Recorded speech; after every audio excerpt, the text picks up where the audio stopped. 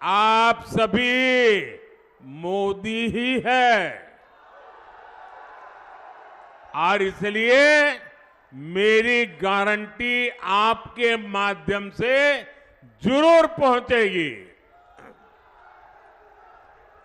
साथियों, जब एक के बाद एक गरीब के सशक्तिकरण के हम काम कर रहे हैं, गरीब को गरीबी को परास्त करने के लिए मजबूत कर रहे हैं, एक ऐसा मॉडल है जिस मॉडल की आज दुनिया के लोग चर्चा कर रहे हैं, क्योंकि हमने जो रास्ता अपनाया है, हमने जो मॉडल अपनाया है, उससे आज देश में 25 करोड़ देशवासी जो गरीबी की जिंदगी जीते थे, वो गरीबी से बाहर निकले हैं।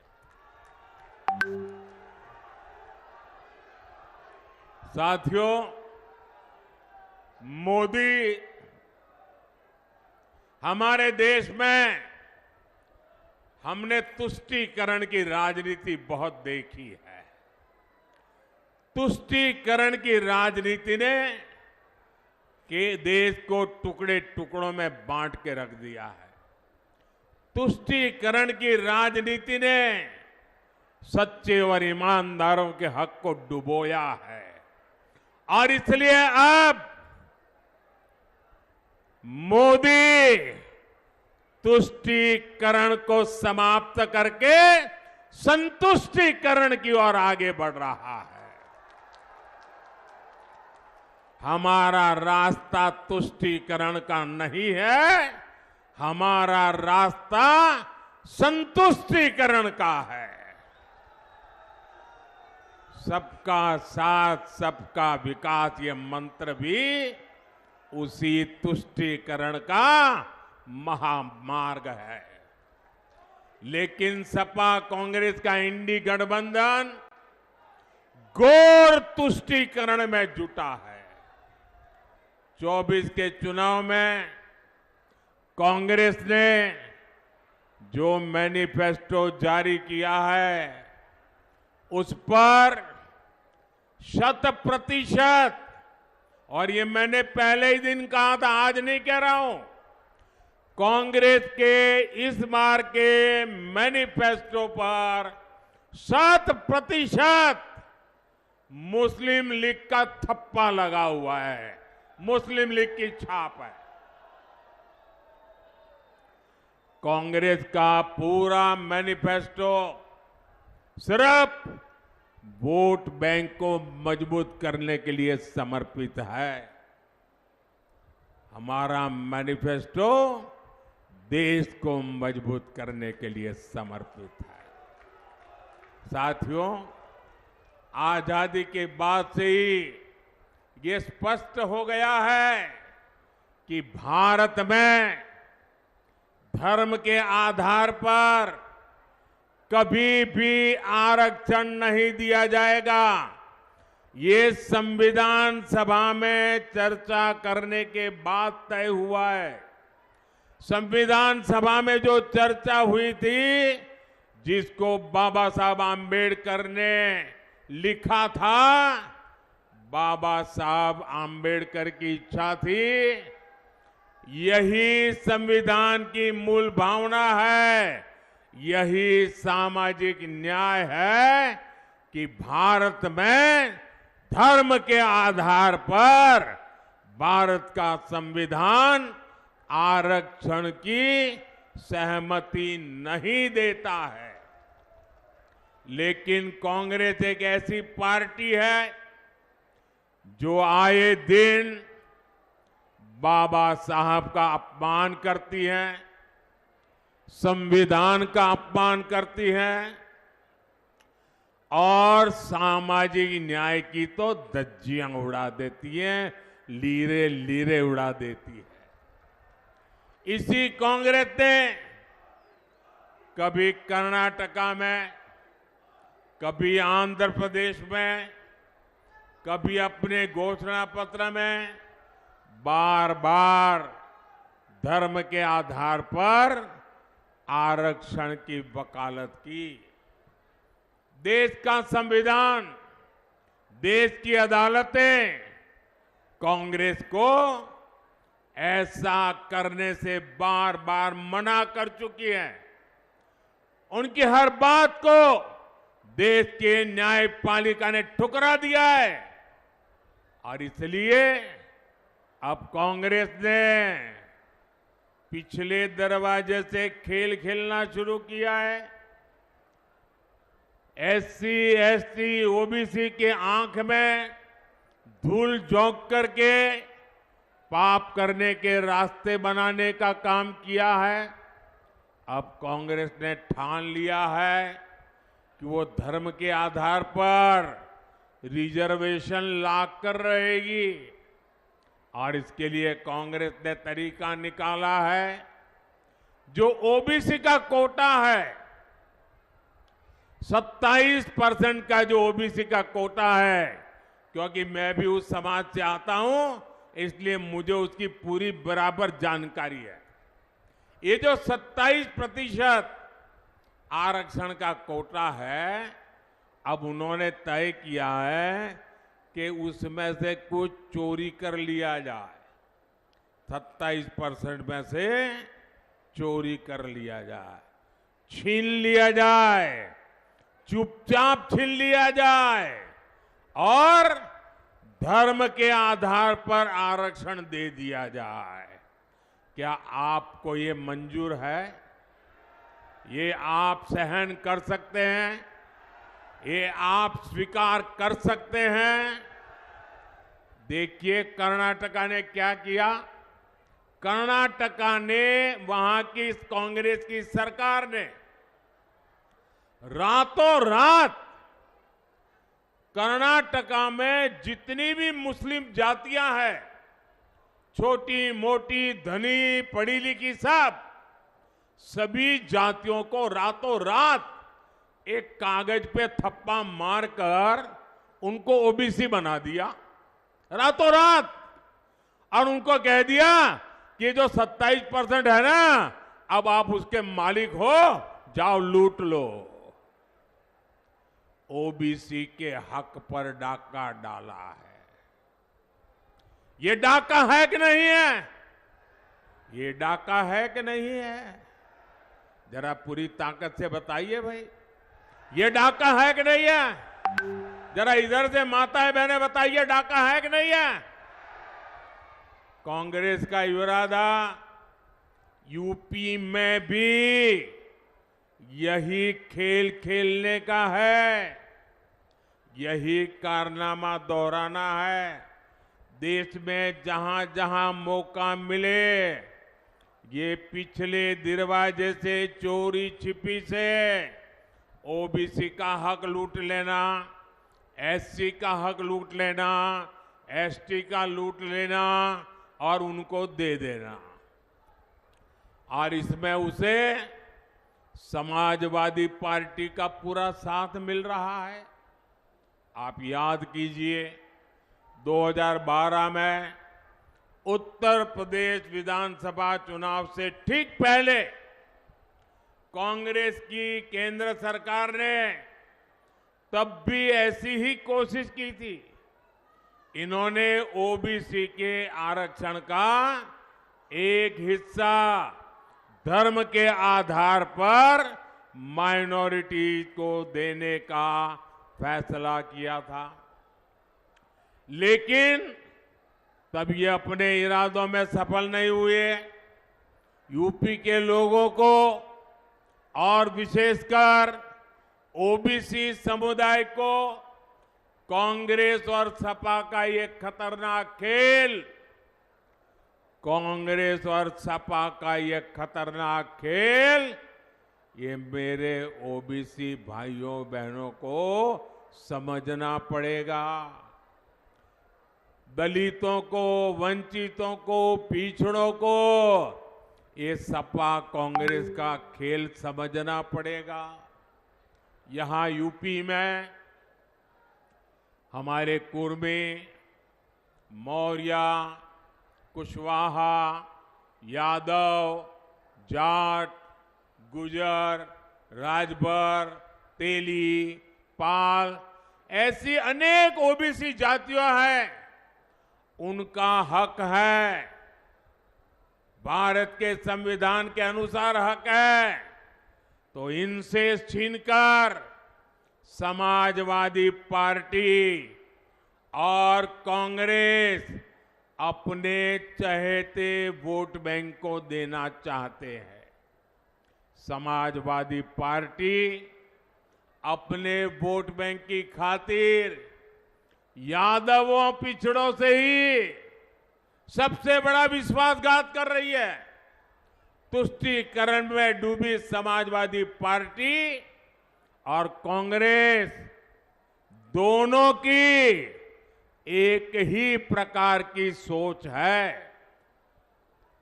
और यहां उत्तर प्रदेश में जो दो लड़कों में दोस्ती है ना, इसका भी आधार ये तुष्टीकरण की राजनीति ही है।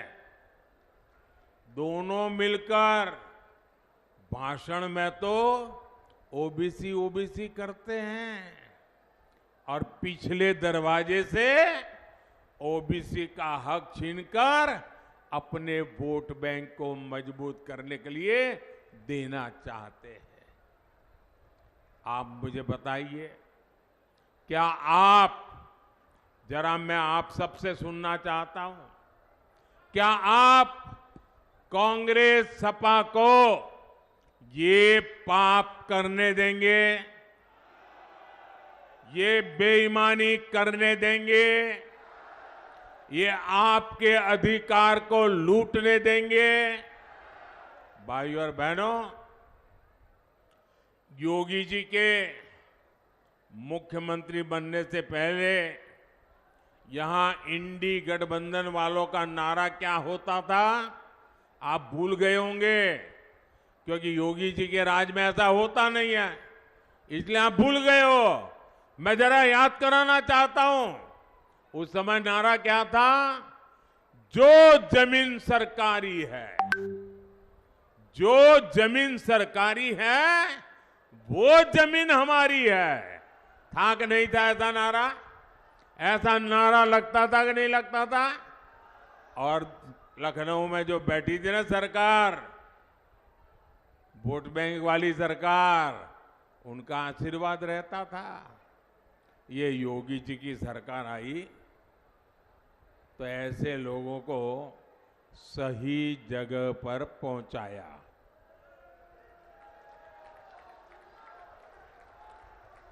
लेकिन साथियों, अब कांग्रेस और इंडी गठबंधन वालों का नया प्लान सामने आया है।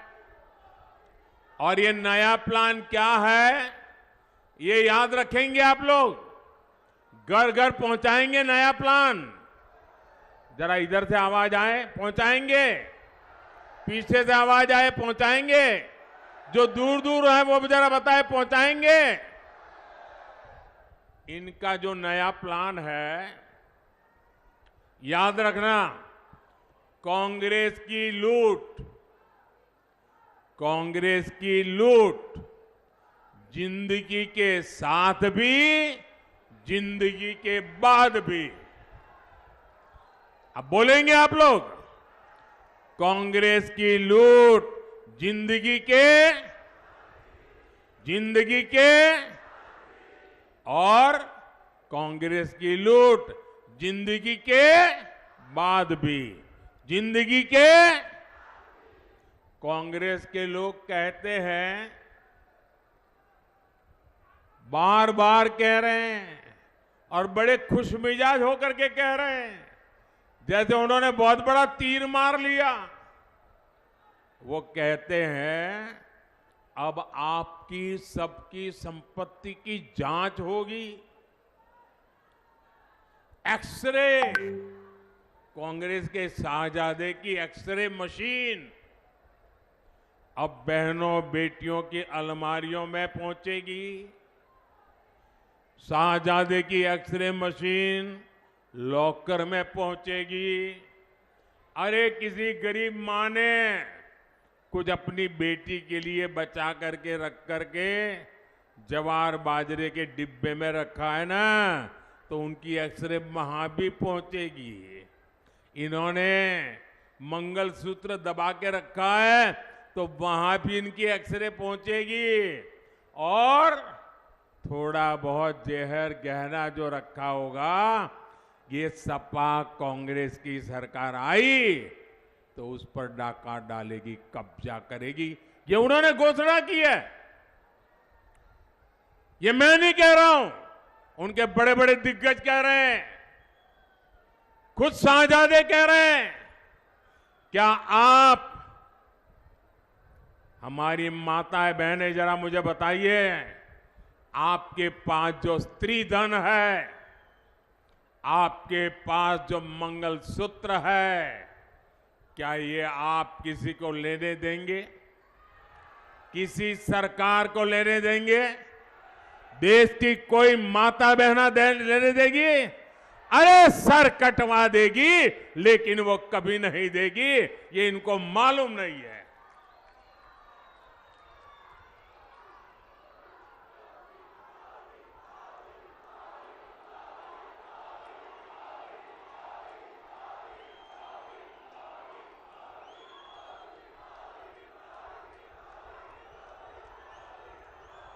साथियों, आपसे आपकी संपत्ति छीनने की कांग्रेस और इंडी गठबंधन की योजना सिर्फ इतने पर नहीं रुकती है।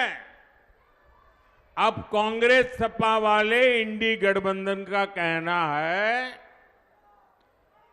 कि वो आपकी विरासत पर भी लूट करेंगे। आपकी विरासत का मतलब है, दादा दादी ने जो मेहनत करके बचा के बेटे को दिया है, आपके पिता ने मेहनत करके कुछ बचा करके आपके लिए रखा है।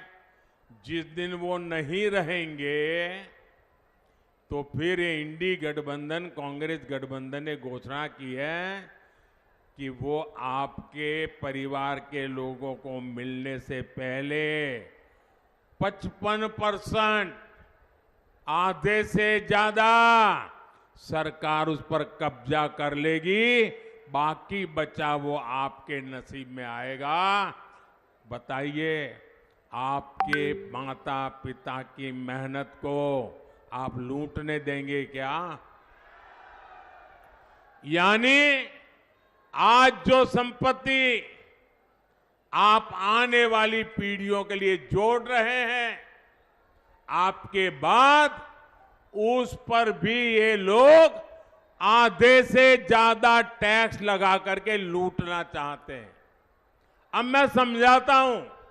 मान लीजिए आपने अपने बच्चों के लिए 4 कमरे का घर बनाया है, तो आपके बाद सिर्फ 2 कमरे आपके संतान को मिलेंगे, 2 कमरे कांग्रेस सपा की जो सरकार बनेगी वो सरकार उसको हड़प कर लेगी।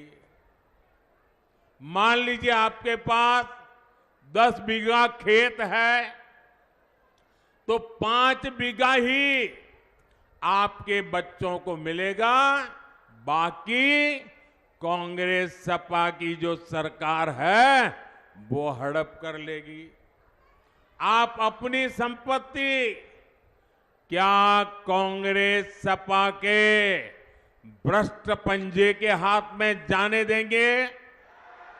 जरा पूरी ताकत से बनाइए, मुद्दा बड़ा गंभीर बनता जा रहा है। जाने देंगे?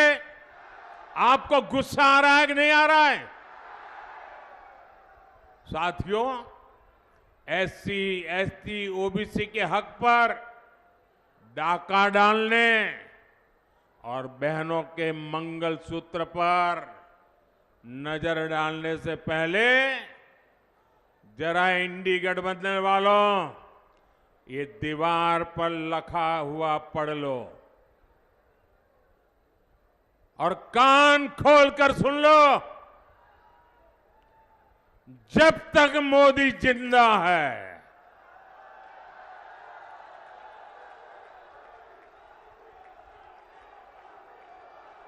ऐसा कोई भी पाप करने से पहले आपको मोदी से निपटना पड़ेगा।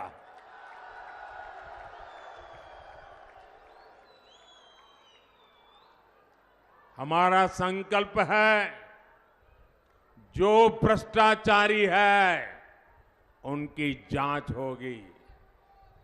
जिन्होंने गरीबों को लूटा है, वो लूट का पैसा गरीबों को वापस मिलेगा।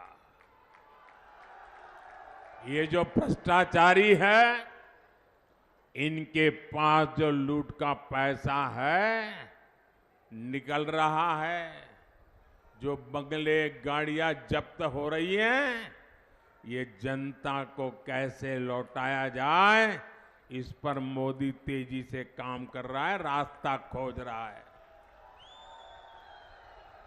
ये माताओं बहनों की बचत पर नजर गड़ाए हुए हैं, लेकिन मोदी माताओं बहनों को संपत्ति का हकदार बनाने में मैं आपका चौकीदार बन के खड़ा हूं। बीते 10 वर्षों में मोदी ने 4 करोड़ पक्के घर बनाए हैं। इनमें से 3 करोड़ से अधिक पक्के घर माताओं बहनों के नाम मिले हैं। ये मेरी माताओं बहनों की ताकत है। मोदी ने बहनों के जनधन बैंक खाते खुलवाए ताकि सरकारी लाभ का सीधा पैसा घर की माता बहन के खाते में जाए।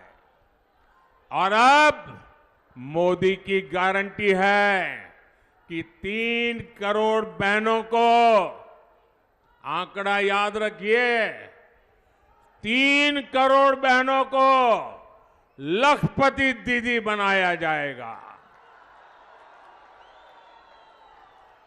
आज देश का युवा आत्मविश्वास से भरा हुआ है, आशावान है, सामर्थ्यवान है, कर्तृत्ववान है, और मुझे मेरे देश के युवाओं पर नाज है। मैं दुनिया में जाता हूं ना, तो मुझे लोग पूछते हैं, मोदी जी इतने बड़े बड़े काम, इतने बड़े बड़े सपने। मैंने कहा, इस सपनों की ताकत मुझे मेरे देश के नौजवानों से मिलती है, उनके सामर्थ्य से मिलती है। आज देश में नए नए अवसर बन रहे हैं, नए नए सेक्टर खुल रहे हैं। युवाओं की हर आकांक्षा का ध्यान हमारी सरकार रख रही है। युवाओं की सहायता के लिए मुद्रा लोन है, स्किल इंडिया मिशन है, स्टैंड अप इंडिया मिशन है। हमारी नौकरियों में गैर जरूरी इंटरव्यू खत्म कर दिए। हमने स्थानीय भाषाओं में परीक्षाओं का प्रावधान किया। हमने सरकारी व्यवस्थाओं को फेसलेस बना दिया। साथियों, दूसरी तरफ कांग्रेस है, जिसने आजादी के बाद से ही भाई भतीजावाद को बढ़ाया, युवाओं की क्षमता को बर्बाद किया। अभी इसका ताजा प्रमाण मिला है, आप जरा सुनिए और लोगों को बताइए। शायद आज आपने अखबारों में भी पढ़ा होगा, ताजा प्रमाण मिला है। हमारे पड़ोस में राजस्थान में, वहां कांग्रेस की सरकार थी। कांग्रेस के अपने लोगों ने कांग्रेस के मुख्यमंत्री के करीबी ने कल एक बड़ा चौंकाने वाला खुलासा किया है, और सार्वजनिक रूप से किया है, और अभी तक कांग्रेस के मुंह पर ताले लगे हुए हैं। वो कह रहे हैं कि पेपर लीक, यानी नौजवानों के भविष्य के साथ इतना बड़ा खिलवाड़।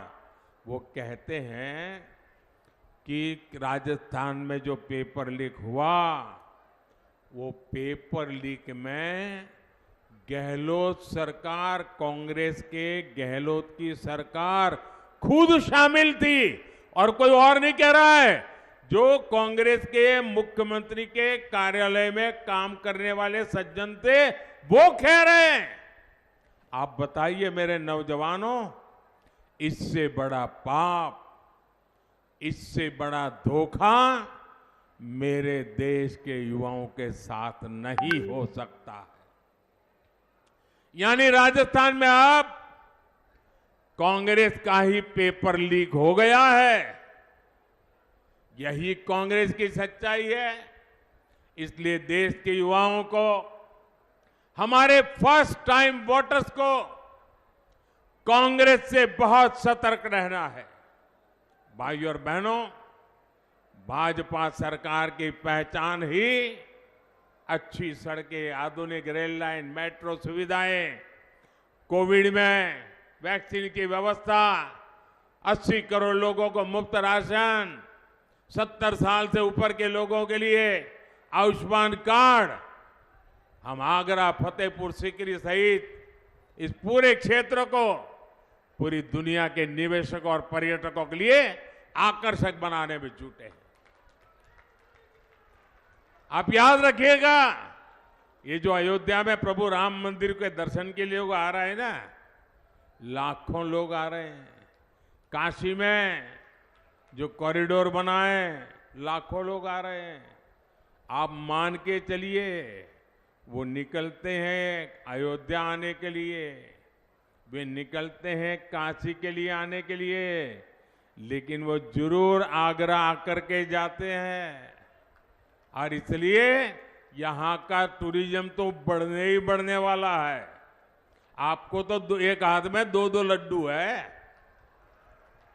आप याद रखिएगा, आपका वोट एसपी सिंह बघेल जी और राजकुमार चाहर जी को तो मिलेगा ही, लेकिन जब आप वोट उनको देंगे ना, तो उनको तो मिलेगा ही, लेकिन ये वोट मोदी को भी मिलेगा। तो आप मोदी को वोट देंगे, पक्का देंगे।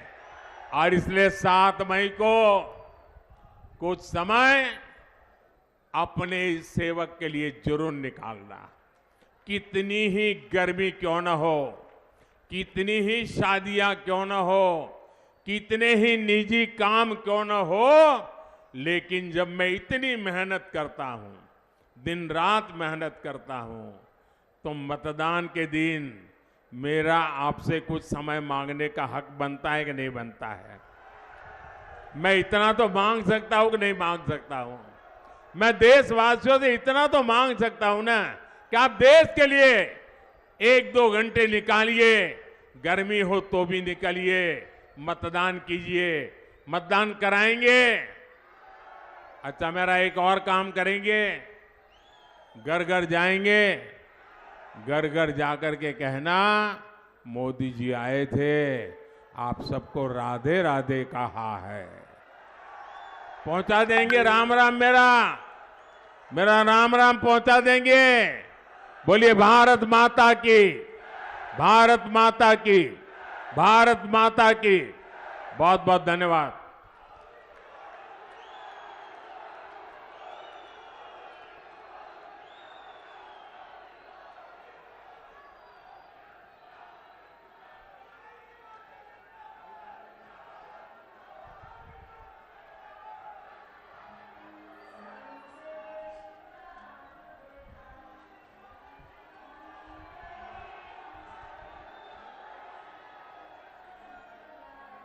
नमो ने भी अपना वादा निभाया, उन्नत देश जो था बस सपना, बस यही था सपना उसका अपना, चुनता रहा वो